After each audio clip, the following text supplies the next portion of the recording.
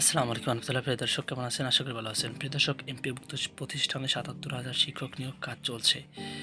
দৈনিকশিক্ষা.com-এর প্রতিবেদন ৪ মে ২০২৬-এ এই প্রতিবেদনটি প্রকাশিত হয়েছে।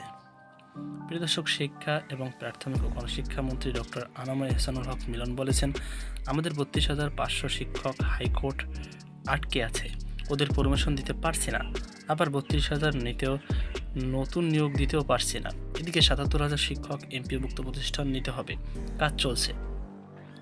সোমবার ৪ মে বিকেলে সচিবালয়ে সাংবাদিকদের শিক্ষামন্ত্রী বলেন, আদালতে শিক্ষা এবং প্রাথমিক ও গণশিক্ষা খাত নিয়ে প্রায় ১৩,০০০ মামলা আটকে আছে। এই মামলা জট খুলব মানে কি করা যাবে বলেন, কিছুটা সময় দেন। ১৮০ দিনের মধ্যে শিক্ষার মানোন্নয়ন সরকারের নানা উদ্যোগে বাস্তবায়ন শুরু হয়ে যাবে আশা প্রকাশ করে শিক্ষামন্ত্রী বলেন, টাইম ফ্রেম হচ্ছে ১৮০ দিনের ভিতরে সবগুলো দেখবেন যে শুরু হয়ে গিয়েছে। এই শুরু হওয়াটাই হচ্ছে আমাদের প্রথম ধাপ। গাছে একবারে লাগালে ফল দিতেই থাকবে। আমরা চাচ্ছি যে শুরুতে যেন আমাদের গতিটা বেশি থাকে, আমাদের কর্মপরিসর যেন অনেক ব্যাপক থাকে।